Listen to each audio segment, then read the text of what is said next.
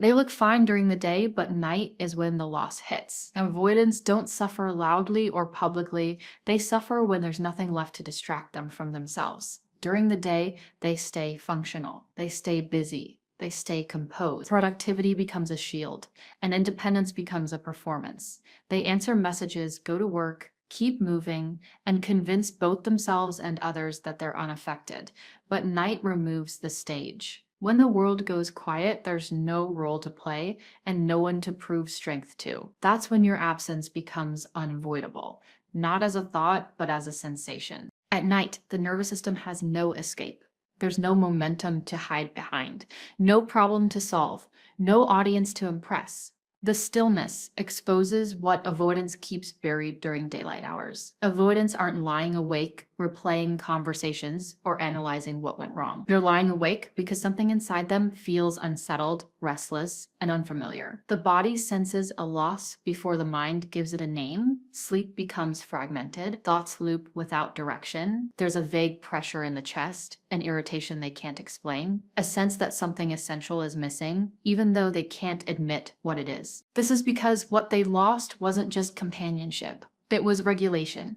Your presence once absorbed emotional tension they never learned how to process on their own. You provided calm without demanding it, consistency without control, safety without interrogation. And over time, their nervous system adjusted to that stability, quietly, unconsciously, without acknowledgement. They didn't see it as dependence because it didn't feel dramatic, it felt normal. That's why losing it doesn't register as heartbreak the way others experience it. It registers as disruption. Avoidants are trained to believe they don't need anyone, but the body doesn't operate on beliefs. It operates on patterns. And the pattern they built with you helped their system settle in ways they never developed internally. When you're gone, the mind insists they're fine, but the body disagrees. Night after night, that disagreement shows up as restlessness, shallow sleep, or waking up already tense.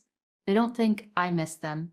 They think, why can't I relax anymore? That question has no answer. That preserves their self-image, so it goes unanswered. And that's the cruel part of nighttime for an avoidant. It confronts them with a truth they can't intellectualize away. They were calmer with you in their life. Not because you fixed them, but because you made safety feel effortless. Losing you didn't just remove emotional connection, it removed a stabilizing force they never learned to generate on their own. During the day, they can outrun that reality. At night, there's nowhere to go. They don't replay memories. They replay regulation.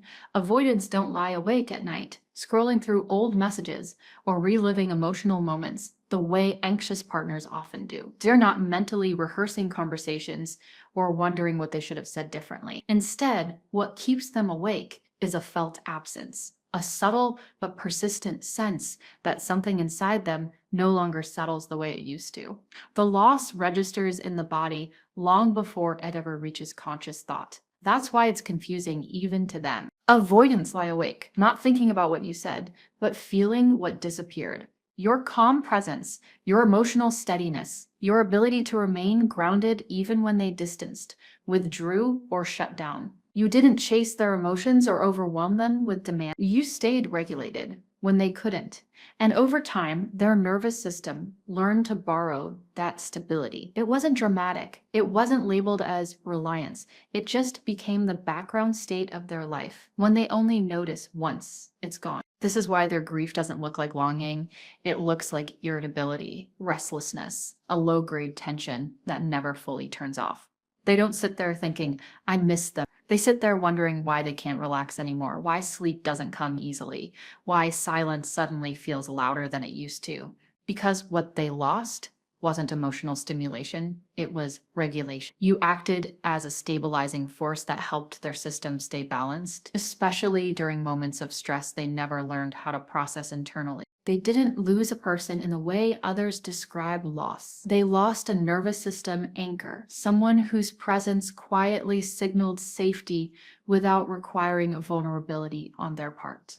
You didn't force emotional exposure. You didn't push for constant reassurance. You simply existed in a way that made their internal world feel less chaotic. And when that anchor disappears, the body goes into a mild but chronic state of alert, not panic, not despair, just an inability to fully rest. That's why this kind of loss doesn't announce itself with tears or confessions.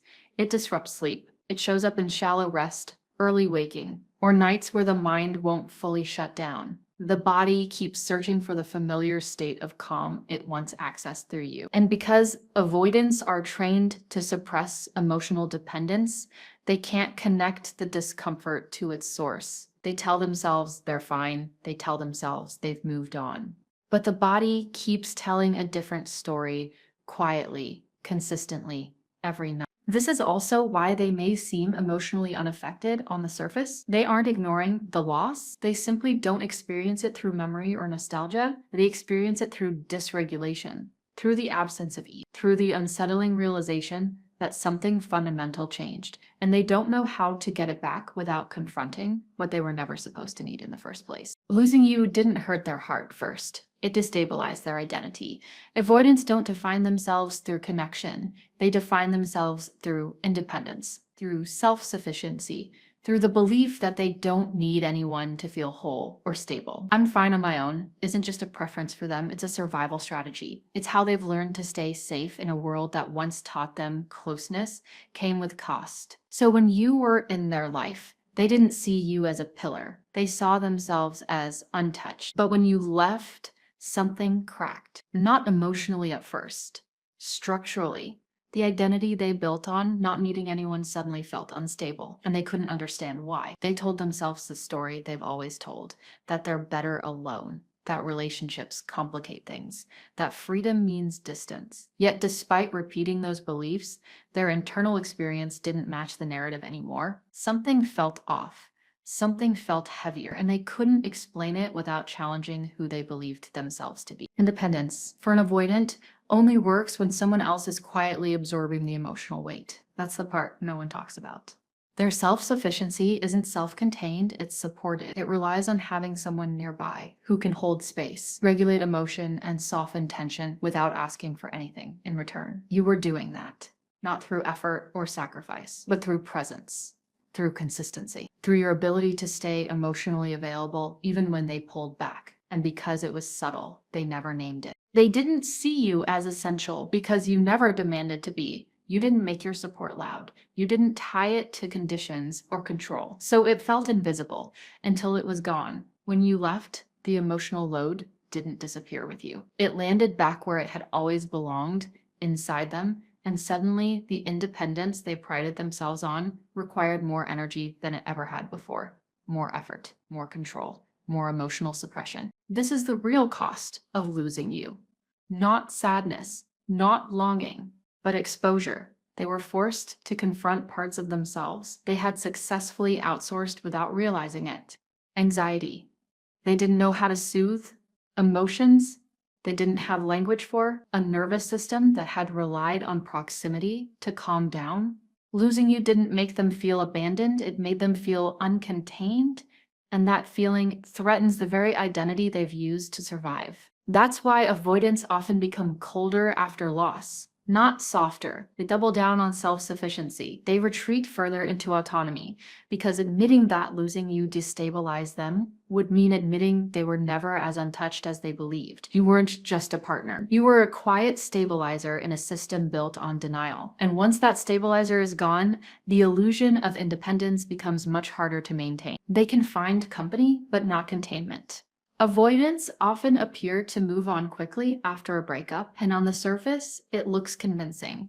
New people enter their orbit. New routines fill their schedule. New distractions keep them occupied. From the outside, it can seem like you were easily replaced, but what's really happening isn't replacement, it's substitution.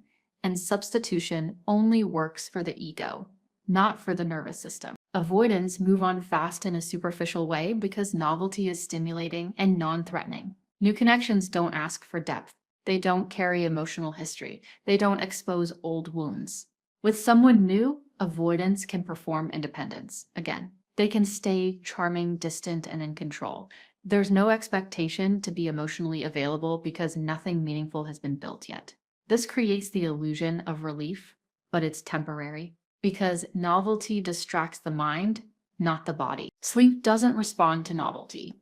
Sleep responds to safety, and safety is built through consistency, predictability, and emotional steadiness over time. You provided that not through intensity or pressure, but through reliability. Your presence signaled to their nervous system that it could stand down, that it didn't have to stay alert, that it didn't have to manage everything alone. And because you offered that safety without demanding anything in return, it never felt threatening. It felt neutral, normal, almost invisible. That's why no replacement settles the body. New people may excite them, validate them, or distract them, but they don't regulate them. The nervous system doesn't relax just because someone is nearby.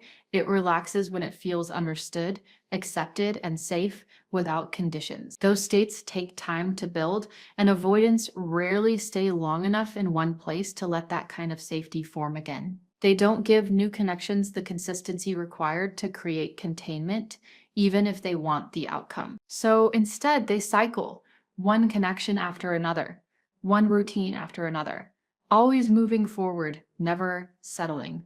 Because settling would mean vulnerability. It would mean staying long enough for emotional dependence to form again. And that's the very thing their system is trained to avoid. You didn't just offer closeness, you offered containment. A space where emotions could exist without overwhelming them.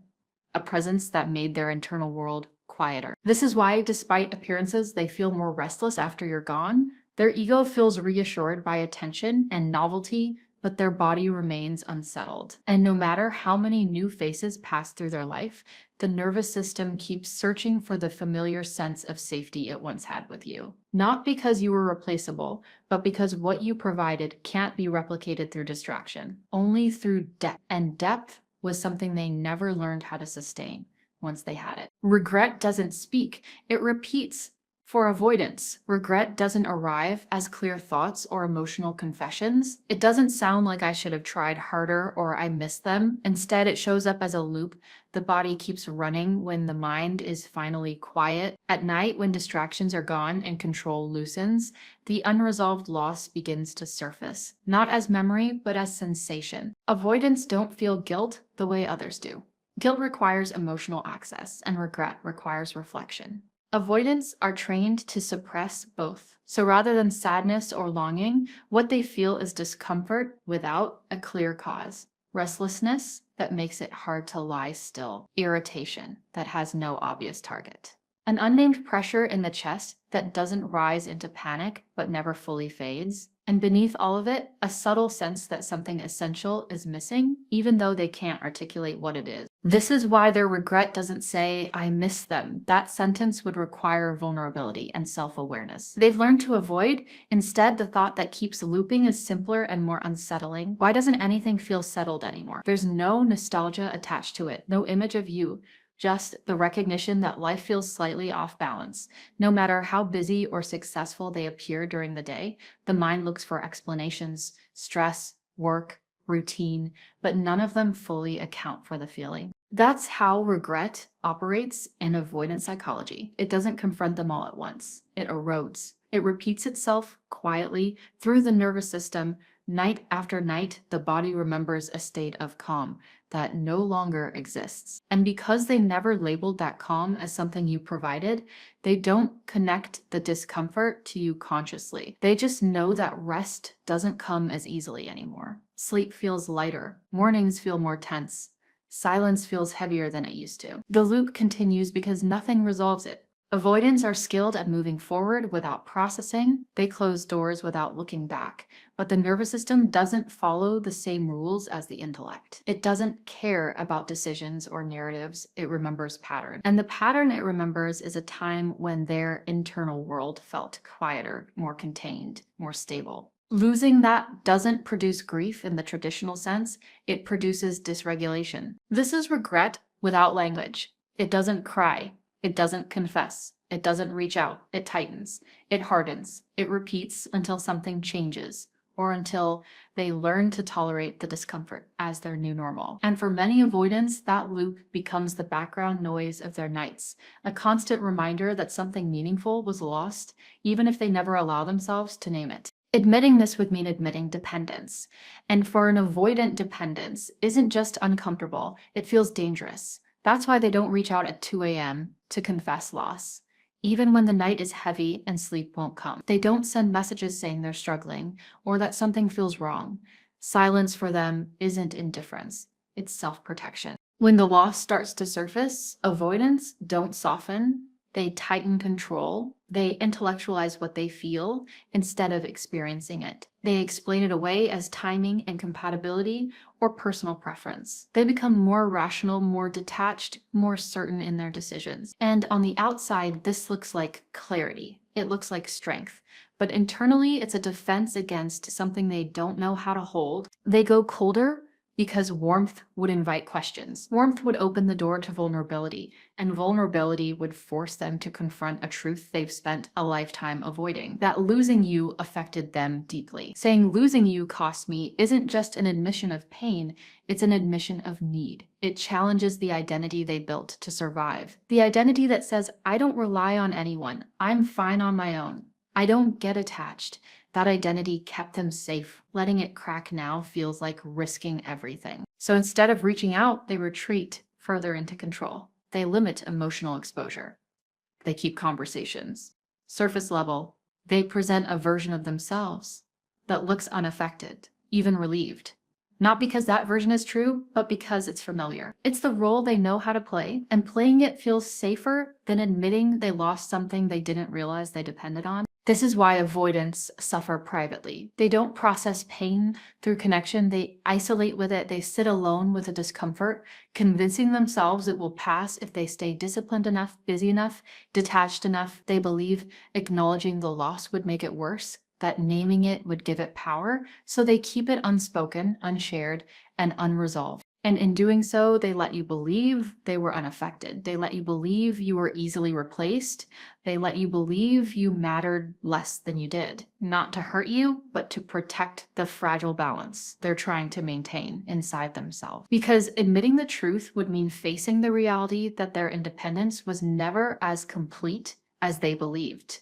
And that realization for an avoidant can feel more threatening than the loss itself. They didn't lose you because you left. They lost you because they couldn't stay. This realization doesn't arrive during the breakup or in the weeks that follow. It arrives later, in the quiet, when all the justifications stop working. When distance no longer feels empowering, when independence no longer feels peaceful. It surfaces slowly, not as an accusation, but as a truth they can't fully escape. This is what hits them when there's nothing left to distract them. You didn't ask for too much. You asked at the wrong depth. You asked for presence, consistency, and emotional availability, things that felt small to you but overwhelming to them. Not because the requests were unreasonable, but because meeting them would have required staying emotionally engaged instead of retreating, and staying was the one skill they never developed. They replay the dynamic in fragments, not as scenes but as realizations. You weren't demanding, you weren't dramatic, you weren't trying to control them. You were asking to be met, and they couldn't do it. Not because you were wrong, but because closeness activated fear. They never learned how to regulate. So they did what avoidants do best. They created distance and told themselves it was necessary. You didn't abandon them. That's the part that eventually settles in. You stopped compensating. You stopped over-functioning to keep the connection alive. You stopped absorbing emotional weight so they wouldn't have to feel it. And when you stepped back, the relationship didn't collapse because you left. It collapsed because they couldn't step forward. That distinction matters more than they're willing to admit. And that's when the truth lands. Losing you didn't just cost them love. Love, in their mind, is abstract, manageable, something they can redefine or minimize. What they lost was the one person who made emotional safety feel effortless. You didn't force vulnerability. You didn't pressure them to change. You simply created a space where their nervous system could relax without effort, where being close didn't require constant defense. That's what haunts them. Not the relationship, but the contrast. The realization that safety existed and they let it slip away because they didn't know how to stay present inside it. They recognize, even if only subconsciously, that what you offered was rare, not intensity, not chaos, but steadiness. And once that steadiness is gone, every other connection feels louder, harder, more demanding. This realization doesn't lead to dramatic gestures or confessions. Avoidants don't process loss that way. It settles quietly and reshapes how they experience closeness going forward. They understand too late that you didn't leave because you stopped caring. You left because you stopped carrying what wasn't yours to hold, and knowing the loss was preventable is the part that stays with them long after everything else fades. They can't sleep because the loss isn't emotional, it's biological. Avoidants are often described as detached, unfeeling, or unaffected by separation. But that interpretation misses the truth. What they experience after losing you doesn't live in the stories they tell themselves. It lives in the nervous system, and the nervous system doesn't care about logic, pride, or identity. It responds to regulation or the absence of it. You regulated what they never learned to hold on their own. Not intentionally, not strategically, and not through effort. It happened through proximity, through your consistency, through your ability to remain emotionally steady even when they withdrew, shut down, or created distance. Over time, their body learned that being near you meant safety, that tension could soften, that hypervigilance could stand down. And because this process was subtle and unconscious, they never recognized it as dependence. Once that regulation is gone, the body remembers. It doesn't announce the loss with grief or longing. It signals it through disruption, through restlessness at night, through shallow sleep, through waking up already tense, as if something is unresolved. The mind insists everything is fine, that they made the right choice, that they're better off. But the body doesn't respond to decisions. It responds to patterns that once made it feel safe. Everyone knows. This is why the nights are the hardest. During the day, avoidance can stay ahead of the discomfort. They can stay busy, stimulated, productive. They can reinforce the identity that tells them they're unaffected. But at night, when the world slows down and control loosens, the nervous system speaks. And it speaks in sensation, not language. A subtle unease, a quiet alertness. A feeling that rest is just out of reach. Not loudly, not dramatically. There are no tears, no breakdowns, no confessions, just the persistent awareness that something fundamental changed. The body keeps searching for the state it once accessed through you, a state of calm that now feels unavailable. And because avoidants are conditioned to suppress emotional need, they don't translate that search into longing, they translate it into endurance. They tolerate the discomfort and call it independence. But the truth remains, losing you didn't just remove a relationship, it removed a stabilizing force their system had come to rely on. And that kind of loss doesn't fade with time or distraction. It lingers quietly, shaping their nights, influencing their rest, and reminding them over and over again of something they never learned how to replace internally. Every night, when everything goes quiet, the body remembers what the mind refuses to name.